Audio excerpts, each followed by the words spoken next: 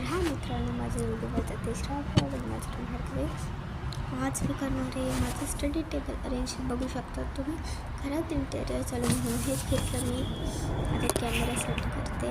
हे बघा, मी अरेंज केलं आहे माझा टेबल छानपैकी. बेडशीट टाकली, खाली सामान आहे. खूप युनिक गोष्टी आहे, तुम्ही बघू शकतात. तर मी तुम्हाला दाखवते. हा आहे एक पेन होल्डर. कसं ठेवायचं मी तुम्हाला सांगेन. अरेंज करतानाही आहे बुक भरली आहे, फक्त शूटसाठी घेतली आहे मी पण एक स्कूल स्टुडंट आहे तशी. त्यामध्ये ट्रान्सपरंट पाऊच, मला ट्रान्सपरंट पाऊच आवडतात आणि मी घेते. आणि हा जॉमेट्री बॉक्स आहे. याच्यात काय असतं तुम्हाला माहिती आहे, तर एकदा दाखवून देते. खूप सारे डेंजरस गोष्टी असतात, बघू शकतो तुम्ही. राऊंडर, डिवायडर, तुम्हाला नाव लक्षात. वगैरे युनिक गोष्टी मी खोलते.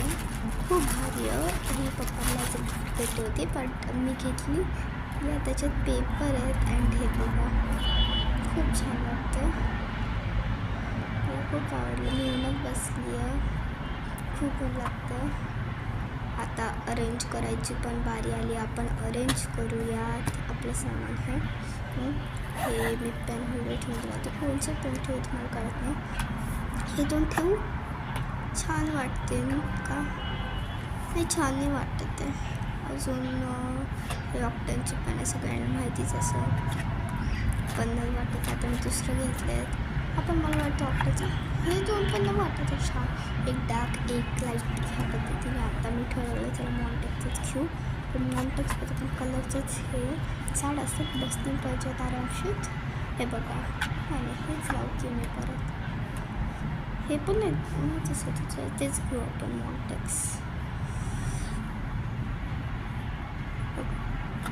हां, ते मला वाटत होते ते काढलं मी आणि आता बसवणार मी मॉन्टेक्स फायनली. आता मला एक चेंज ऑप्शन आहे. मॉन्टेक्स ही कमी लोकांना माहिती असं. हे बघा, मी अरेंज केली. आता हे बुक आहे, मी तुम्हाला सांगितलं त्या पद्धतीने बुक अरेंज केली आहे मी. हे माझं ट्रान्सपरंट पाऊच. तुम्हीच करत चालू. तुम्हाला मला अभ्यास करता नाही बघायचं तर नेक्स्ट व्हिडिओमध्ये नक्की बघा. आणि हे बघा, सगळं अरेंज केलं. पेन होल्डर दिसत नाही. ओके, आता तुम्हाला पेन होल्डर दिसत असेल, सगळं दिसत असेल. या, ते सगळं छान वाटतं. आणि